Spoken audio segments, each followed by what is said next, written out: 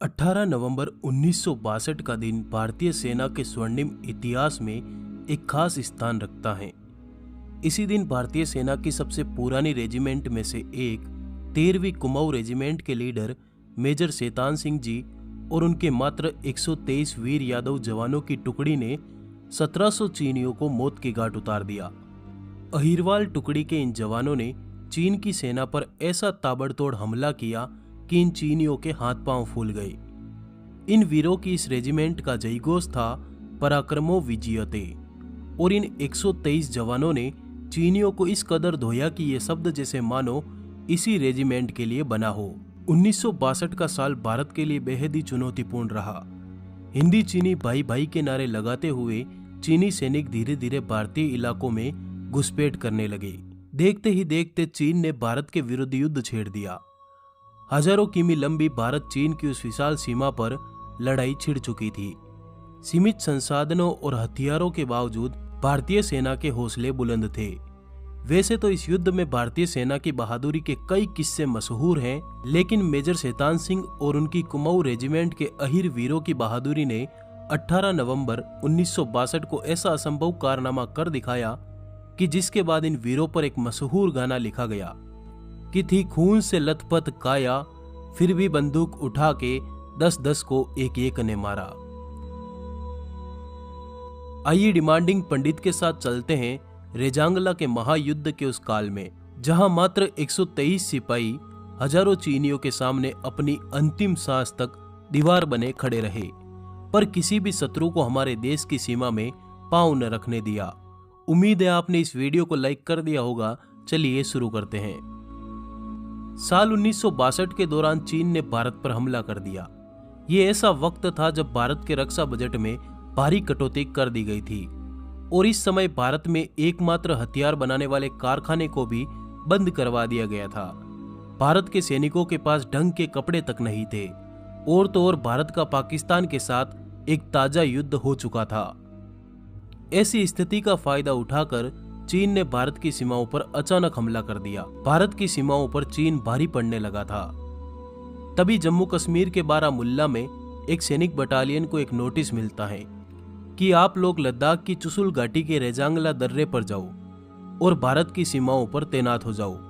ये बटालियन थी 31वीं कुमाऊं रेजिमेंट, जिसका नेतृत्व कर रहे थे परमवीर विजयी मेजर शैतान सिंह भाटी, और इस बटालियन में 130 सैनिक थे जो राजस्थान और हरियाणा के अहिर पट्टी इलाके के अहिरवाल यादव थे। सेना की ये टुकड़ी मेजर शैतान सिंह जी के साथ लद्दाख की तरफ निकल पड़ी। ये ऐसे सैनिक थे जिन्होंने कभी बर्फ वाली बरसात नहीं देखी, न ही इनको ऊंचाई पर लड़ने की कोई विशेष ट्रेनिंग दी गई, न इनके पास ठंड से बचने के लिए कपड़े थे और न ही कोई विशेष हथियार। पर इनका जज्बा इतना था कि बड़े बड़े सूरमा भी इनके सामने नहीं ठहरते। मेजर साहब ने चुशुल घाटी पर अपनी 130 यादव सेना के साथ कमान संभाली। चारों तरफ शांति थी, कहीं भी युद्ध के हालात नजर नहीं आ रहे थे। फिर भी मेजर साहब ने अपने सैनिकों को बंदूकें तैनात रखने को कहा। ध्यान रहे, लद्दाख के चुशुल इलाके में करीब 16,000 फीट की ऊंचाई पर रेजांगला दर्रे के करीब मेजर शैतान सिंह ने अपनी एक पोस्ट तैयार कर दी थी, और अब इसकी रक्षा का भार था 130 जवानों की कुमाऊं रेजिमेंट पर।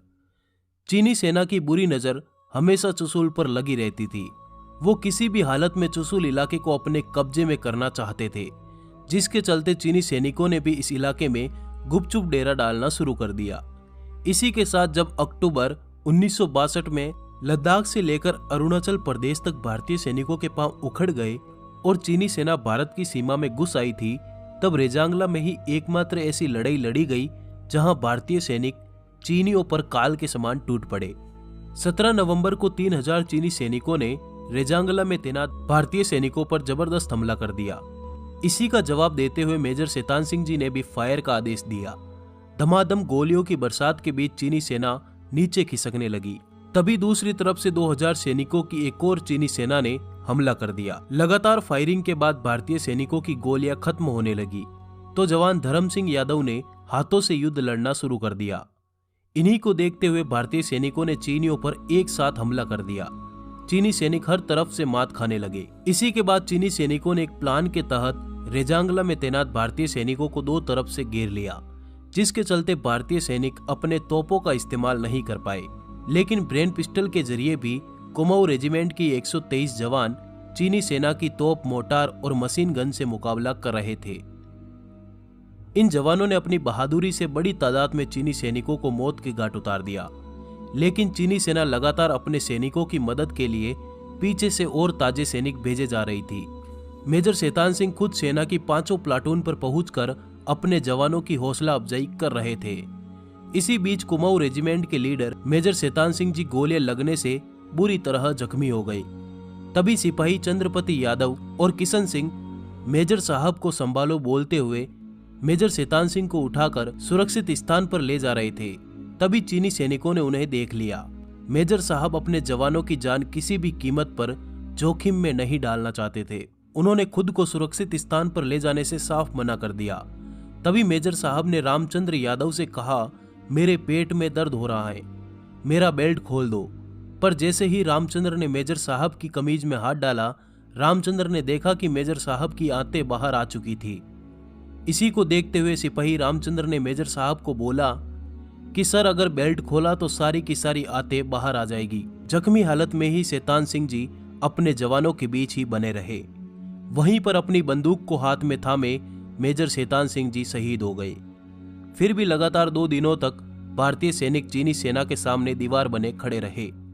18 नवंबर को 123 जवानों में से 109 जवान, जिनमें company commander major Shaitan Singh ji भी शामिल थे, देश की रक्षा करते हुए मौत को गले लगा चुके थे। बावजूद इसके बचे हुए जवानों ने चीन के सामने घुटने नहीं टेके। भारतीय गुप्तचर एजेंसी रॉ के पूर्व अधिकारी R.K. यादव ने अपनी किताब मिशन RNW में रेजांगला की लड़ाई का वर्णन करते हुए लिखा है कि इन बचे हुए जवानों में से एक सिंहराम यादव ने बिना किसी हथियार और गोलियों के चीनी सैनिकों को पकड़ पकड़ कर मारना शुरू कर दिया। मल्ल युद्ध में माहिर कुश्तीबाज सिंहराम ने एक एक चीनी सैनिक को बाल से पकड़ा और पहाड़ी से टकरा टकरा कर मौत के घाट उतार दिया। इस तरह से उन्होंने 10 चीनी सैनिकों को मौत के घाट उतार दिया। तिलकधारी यादव नाम के सिपाही ने चीनियों को उठा उठा के पटका। अपनी अंतिम सांस तक उन्होंने 10 चीनियों को तो ऐसे ही मार डाला। बताते हैं कि चीन ने इस लड़ाई में 5 भारतीय जवानों को युद्धबंदी बना लिया था, जबकि 9 जवान बुरी तरह घायल हो गए थे। भारतीय सैनिकों की बहादुरी से हार कर चीनी सैनिकों ने अब पहाड़ से नीचे उतरने का साहस नहीं दिखाया और चीन कभी भी चुशुल पर कब्जा नहीं कर पाया। हरियाणा के रेवाड़ी स्थित इन अहीर जवानों की याद में बनाए गए स्मारक पर लिखा है कि चीन के 1700 जवानों को हमारे 129 वीरों ने मौत के घाट उतार दिया था। यही हमारे शेरों का शौर्य बता देता है कि विषम परिस्थितियों के बावजूद हमारे जिगरे में फौलाद भरा है। तभी तो युद्ध के बाद चीनियों ने भी माना कि रेजांगला की लड़ाई उनके लिए हमेशा एक सबक की तरह रहेगा कि चीनी सेना को रेजांगला में भारी नुकसान उठाना पड़ा था।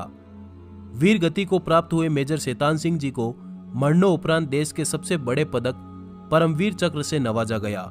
मेजर शैतान सिंह और उनके वीर अहीर जवानों की याद में चुशूल के करीब रेजांगला में एक युद्ध स्मारक भी बनवाया गया। हर साल 18 नवंबर को इन वीर सिपाहियों को पूरा देश और सेना याद करना नहीं भूलते। क्या आपको पता है, गीतकार प्रदीप द्वारा लिखा गया प्रसिद्ध गाना जिसे लता मंगेशकर ने गाकर अमर कर दिया था, दरअसल वो रेजांगला युद्ध को ध्यान में रखकर ही बनाया गया था। चीन से लड़ाई खत्म होने के 3 महीने बाद एक लद्दाखी गडेरिया भटकता हुआ चुशूल से रेजांगला जा पहुंचा। एकदम से उसकी निगाहें तबाह हुए बंकरों और इस्तेमाल की हुई गोलियों पर पड़ी। वो और पास गया तो उसने देखा कि वहां चारों तरफ लाशें ही लाशें पड़ी थी, वर्दी वाले सैनिकों की लाशें। वो गडेरिया भागता हुआ नीचे आया और उसने भारतीय सेना की एक चौकी पर इसकी सूचना दी। जब सैनिक वहां पहुंचे तो उन्होंने देखा कि हर मृत भारतीय सैनिक के शरीर पर गोलियों के कई जख्म लगे थे। कई अभी भी अपनी राइफलें हाथ में थामे हुए थे। आज भी रेजांगला युद्ध की गवाही देते हुए कुछ सिपाही अहिरवाल इलाके में मिल जाएंगे, जिनमें से रामचंद्र यादव बताते हैं कि मैं मामूली जख्मी था और पूरी तरह से होश में था, लेकिन मेरे दिमाग में राव हरफूल सिंह की वो बात दौड़ रही थी कि मेजर साहब की लाश चीनियों के हाथ नहीं पड़नी चाहिए। मैंने उनको जोर से अपनी बाहों में लिया और उनको लिए भागता रहा। फिर मैं उन्हें अपनी पीठ पर लाद कर करीब 800 मीटर तक चला। फिर एक बड़े पत्थर के पास मैंने मेजर शैतान सिंह जी को लिटा दिया। ठीक 8:15 बजे मेजर साहब देवलोक सिधार गए। तब तक मैं मेजर साहब के पास ही बैठा रहा। हम नमन करते हैं हमारे देश के इन वीरों को जिन्होंने अपना आज हमारे कल के लिए कुर्बान कर दिया। धन्यवाद, जुड़े रहिए।